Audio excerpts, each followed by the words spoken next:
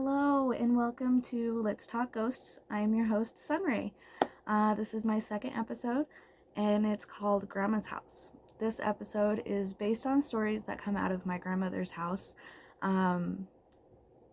We used to hang out there when I was little, me and my cousins. A lot of different family members and people had lived in that house as well at the same time. So there's a lot of stories here and there. I actually talked to a bunch of my family members and stuff and got some of their stories. So that is what I'm here to tell you today. The first story that I have is my mom's story.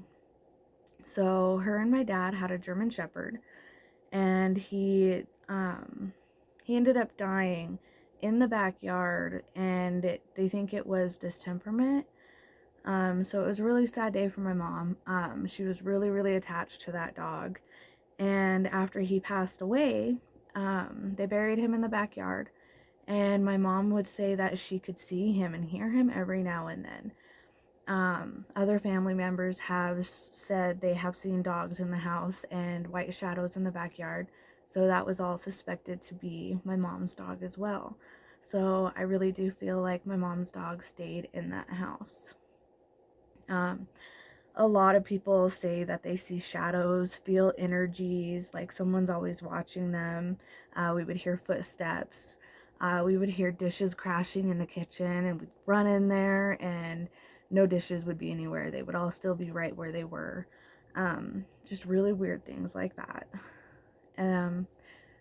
So when I was little, I was probably in between 10 or 12. There was a trailer right outside the house, and it was hooked up to the power and everything. And this guy named Lonnie, he was a really good friend of the family. He lived in the trailer for quite some time.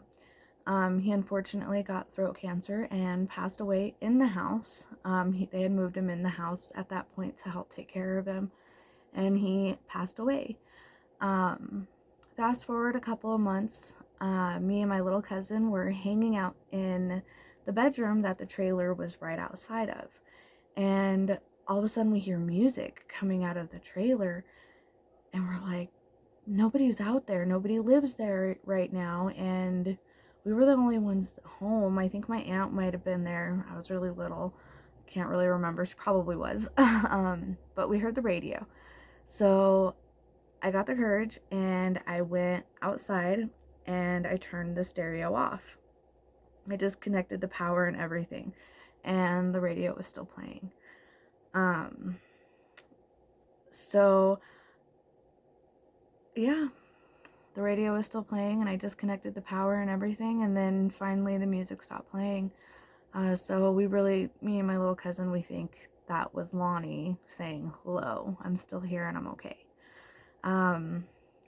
There's actually a couple of other incidents with him after his passing, and I will tell you that in a little bit. Another story from when I was little. Some of you may have heard this if you're my friend, because I talk about it all the time. But when I was little, my cousin, she was living there, and her bedroom door was off the hinges. So it was like leaning up against the door frame, okay? A pretty good angle to where it wouldn't have been able to just tip over or anything like that. It was there, okay? And me and my cousin went to sleep in that bedroom, and I slept on the floor in front of the door. And then in the middle of the night, I woke up, and this freaking door was hovering over me. I'm sleeping on the floor, and the door is just hovering right on top of me. And I had enough time to tilt my head up and look to see if anybody was there holding the door. And I saw black pants, black shoes. I'm not quite sure how I saw it, but I saw a trench coat and a black top hat. Couldn't see any details of this man or anything. And I freaked out, and I got up and I jumped onto my cousin's bed and I started screaming, and the door fell after I got on my cousin's bed. So that sucker had been hovering above me for I don't even know how long.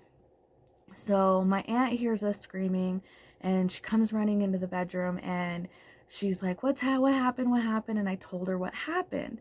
And she was like, oh my God, okay. And I was so shaken that I couldn't walk. So my aunt and her boyfriend had to carry me to their bedroom. And they made me and my cousin a bed on the floor. Well, as soon as we got laid down to go to bed, a picture frame flew off my aunt's stereo and almost hit my cousin in the head. So my aunt was like, what is going on? Like, what is happening? And we're like, we don't know. This is freaking us out. And then her boyfriend had been having night terrors all night that night. And when I asked my aunt, because he had gone to sleep and he was screaming and crying in his sleep, and I was like, Auntie, what's wrong with him? And she's like, he's having nightmares that somebody's chasing him in an alley, trying to kill him. The other crazy thing about that is it happened to Lonnie too. When Lonnie was still alive and he was living in the house, we would hear him screaming in the middle of the night. And it was because he was having the same kind of dreams, that somebody was chasing him in an alley trying to kill him. So that was a really odd multiple dream thing, and that was one of my experiences from when I was a kid. Growing up, I have learned about the Hat Man. You were thinking it. I found out about a year or two ago that is what I had experienced, was in fact the Hat Man. If you know about the Hat Man, great. If you have stories about the Hat Man, please send me an email, because I do plan on doing a whole episode about the Hat Man specifically. So email me those stories, okay? I'll touch base in another episode about the Hat Man. So stay tuned for that. Let me see here. So, okay, us kids, like I said, me and my cousins, we all used to just hang out at grandma's house on the weekends and during school breaks and stuff and whatnot. So it's happened pretty often. But us kids would be in the living room and my aunt would be in her bedroom. And her bedroom was a little bit down a hallway and down like one step. And it was her bedroom. And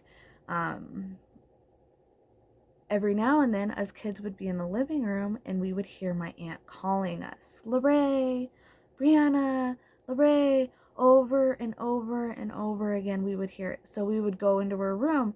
We'd be like, what, Auntie? What do you want? And she would just look at us like, I didn't say anything. I didn't call you in here. And we'd be like, well, we just heard you calling us from the living room. She'd be like, no, I didn't call you. I don't need anything. And we would just be like, okay, and go back to the living room. And it would happen and vice versa. We'd be hanging out in the living room and my aunt would come flying out of her bedroom. What? Are you guys okay? Are you okay? What? We're like, yeah, we're fine, Auntie. Why? And she'd be like, because I thought I heard you calling me. So we had, what do they call it? A mimicker in that house as well. That would happen to us very often. And it was always from the living room to that bedroom, from what I remember. Let's see here. Oh, my grandma Lillian, may she rest in peace. Okay, so that front door would fly open randomly for no reason whatsoever. As a matter of fact, one time we actually had the deadbolt locked and everything, and we were watching TV, minding our own business, hanging out as a family, and that door would just fly open. Locked and all, it would just unlock and fly open by itself. Well, my grandma, come to find out, she would be a smartass. And she would joke around and be like, well, why don't you just come in then? After a lot of research and learning and hearing of stories and whatnot, you're not actually supposed to do that. It's literally inviting spirits into your home. Like if a ghost is knocking at your front door, you were never supposed to open it and say, come in, ever, because that is inviting the spirit into your house. I don't think my grandma knew that. As a matter of fact, I know she didn't know that. It's not, very common knowledge unless you are like me and you have a ghost problem. You like to, read nothing but ghost stories.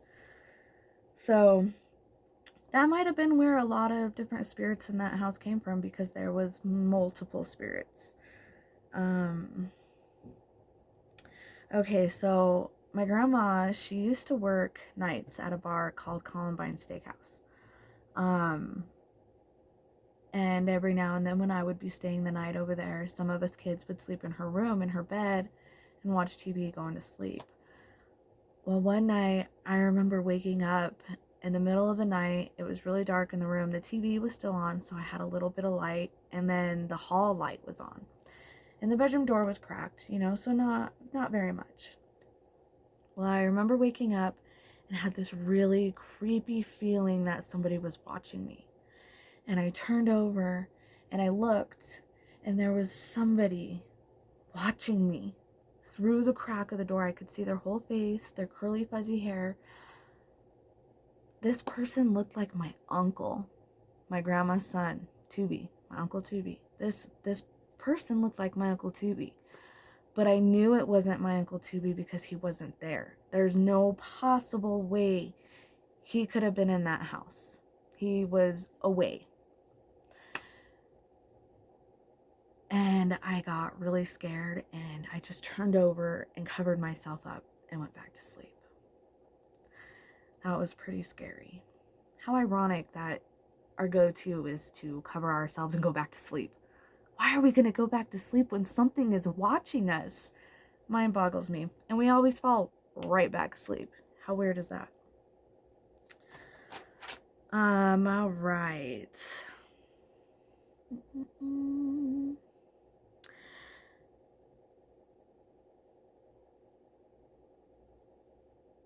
Alrighty, okay, so my Aunt Rachel, my Aunt Sherry, may she rest in peace, and my grandma were all in their bedroom, in my grandma's bedroom. They heard the front door open and heard footsteps.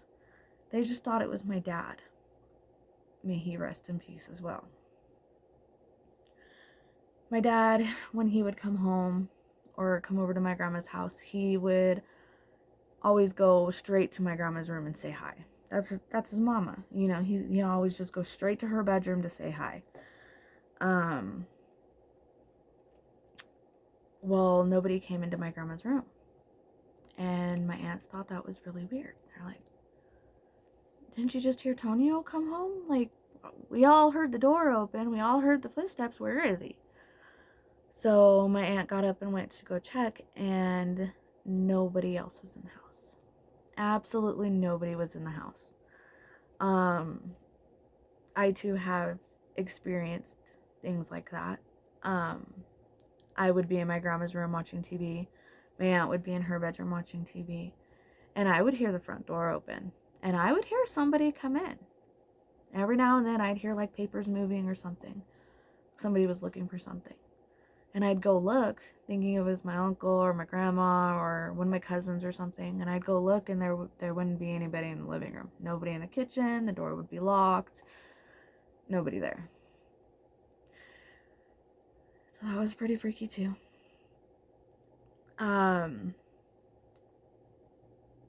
All of these events, I hope you know, are happening periodically throughout like 28 years or something like that. It's how long my grandma lived in that house for a really long time. So all of these are stories periodically. Not too long ago, just a couple years ago, my uncle and his girlfriend were living with my grandma, and they had a dog named Snuggles. It was beautiful white pit bull, and she would smile. She was super cute. She would randomly bark at absolutely nothing for no reason. It's very common with hauntings and stuff. Dogs and animals, they see that stuff. They pick up on it, and yeah, they'll say something. Um, all right. So, um, all right, I'm going to go back to this because this will talk a little bit. Okay, so the bathroom door. Oh my goodness. This whole house was creepy. The bathroom was really creepy. Um, that dang door would lock on its own all the time. It was one of those push locks. You know, you just push the button and it locks, and then the other side has a hole that you could like shove a pen in and unlock it. Um, or it's super easy to stick a butter knife into it and open it up. It was one of those really old locks, bathroom locks. Well, it would lock all the time. And this one time, I was giving my little cousins a bath. Two of my little cousins, they were babies, like not even a year old. No, they were a little bit older than a year. Okay, so I was giving them a bath and I had to run out to the living room for something, and I was like, I'll be right back. Left the door wide open and everything. Literally went to the living room that was right outside the bathroom to grab something and go back. Well, I went to go back and the door was closed and it was locked and I couldn't get it open. And my cousins are in the bathtub, they're having fun, they don't even know what's going on. And I couldn't get the door open. So I got a butter knife and I went and unlocked it because I knew it. That it's a common thing that had to happen. Bathroom door would lock. So I went and I popped it open and unlocked it. The kids were okay. They were still playing in the bath, but it was very frustrating that that door would always close and lock on its own, especially when the babies were in there. One of my cousins, Jonique, she told me her experience in the house. She didn't have very many sightings or anything like that, but she wouldn't go into the back room, which was my auntie's bedroom. She refused to go back there. She said every time she would go back there, she would just get this really awful, heavy feeling. So she flat out refused to go back there. The living room had like a mirror wall, where the little square mirrors were on the wall way back in the day with like the little stained patterns on them. The living room had some of those, and those mirrors would freak everybody out. They even freaked me out. I didn't like looking into them. My Aunt Sherry, when she was living there, she had heard the same thing, somebody come in the front door and she could hear footsteps and everything, and she came out of her bedroom, and when she opened her bedroom door, she saw a big black dog in the hallway. And then it just disappeared. She was the only one that had ever seen the big black dog. I don't think it was the same one as my mom's, because that was a German Shepherd. I know they're dark colored, but I don't think it would appear as a big black dog, especially when people had seen it as a white shadow. Kitchen lights, they would turn on and off all the time. When I would be sleeping, I would have to have that kitchen light on because I couldn't sleep in the complete dark in that house. And I would wake up in the middle of the night and they would be flickering. Another thing is a lot of us kids, if we had our feet sticking out of the blanket at night when we were sleeping, little friendly ghosts would come and tickle our feet. That's a funny one. So we'd always joke with each other, like, you better cover your feet before you go to bed. So a couple things about this house. Oh, I actually have a note here. My grandma lived in that house for over 30 years. So a little bit about this house. This house, it had a bedroom in it that had no windows. It was in the very middle of the house. It was a little, kind of a smaller room, not too big or anything. No windows, in the middle of the house. I personally think there was a freaking portal in that bedroom. That room, I don't know if it was because it was windowless, but it had so much energy in it. It was almost unbearable to be in. it was just really strong. And one time when I was little, I was walking past that bedroom from my aunt's bedroom, which was down the hall. And I was walking past that bedroom and I saw my dad out of the corner of my eye after he passed away. I just remember seeing him kneeling on the floor looking at me. Yeah. And that freaked me out, man. He passed away when I was 8. This couldn't have been, I was like 9 or 10 when I seen this. And I don't know if I told anybody. Not very many people know about that one. Maybe because it hit so close to home because it was my dad. It was my own dad that I saw in that house. Yeah, that bedroom was really freaky. Another little bit of a backstory is when my grandma moved into that house. She went and looked at the house before she started renting it. Of course, that's what you do. You go and you tour the house. Everything was fine. The day she moved into the house and she got the keys, in the back room, my Aunt Rachel's room, the room that my cousin wouldn't go into because it had such a heavy feeling, the room we would hear the names being called from, that room had a crow hanging upside down on the wall or on the ceiling. I can't remember. But yeah, a crow, a dead crow. You know, and I don't know what my grandma thought. I really wish I did. I really wish I knew what her thought process was when that happened. This is just little stories I've heard from family members here and there throughout the years and stuff. But yeah, there was a crow hanging upside down in that back room.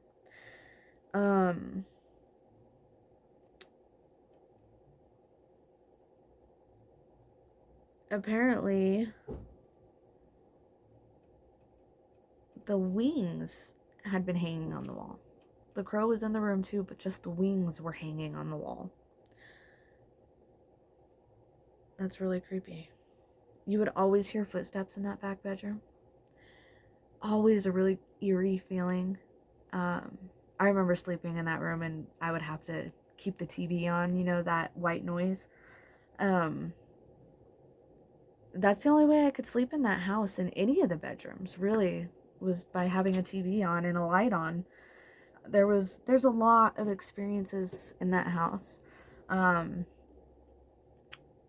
actually Zillowed it not too long ago, and I got the photos of the house when they sold it after my grandma moved out, and they redid this entire house. It's beautiful now, but they redid it, and that house was already haunted AF. It was haunted. I mean, this is only a fraction of the stories that I'm sure a lot of other family members have or have forgotten over the years. I know I have a lot more stories in that house that I just can't think of right now. But they redid the house, which, you know what they say. When you renovate an old house, you usually awaken something. So I've always been really curious as to who the new people are that live there and if they've ever experienced anything. So that bedroom I was telling you about with the no windows, the one that I think had a portal in it, in these photos, they turned that bedroom into a second bathroom. Yep, and a laundry room. They like split it a certain way. It was a bathroom and a bedroom. Looking at those photos, I don't know if it's because I know what's in that house. I've experienced things in that house. But looking at the pictures were terrifying. You could just feel it. You could still feel it. And looking at the structures, you could just remember. I unfortunately do not have any photos of this house from when we were all growing up in it. I honestly can't believe it. But I haven't been able to get any photos So when I do, I have a Patreon. And when I do get those photos, I'm going to upload those onto my Patreon. So you'll have to subscribe. I'll let you guys know the information on my Patreon and a few more episodes when I get it better set up and with some more content on it. So it'll be worth that monthly fee. But yeah, I really hope you guys enjoyed my grandma house, experiences that me and my family had in that house. As an adult, I really want to go back, especially after everything I've experienced and learned and grown my abilities and stuff. I would love to go back to that house and just have a night sitting there talking with spirits. Would be interesting. So thanks again for watching my video. I really, really appreciate this. Ghosts and spirits and stories are everything to me. I always say I need to go to Ghost Anonymous because I can't get enough stories. I really can't. So speaking of, if you have stories, do me a favor and email them to me. I have a new email. It's called Let's Talk Ghosts at Hold up. Let's Talk Ghosts 22 at gmail.com. Email me your stories. I want to hear them. And if you want to come onto my podcast and do an interview with me and share your own story, I would love that. That would be amazing to me. So if that is something that interests you, share your story with me and let me know you want to be on the show, and we will make it happen. I plan to do this every Thursday, but life gets in the way every now and then. So that's the plan. That's the goal. Every Thursday, let's talk ghosts with SunRaye. All right, you guys, you have a spooktacular night. Thank you for listening to me, and I'll see you next time.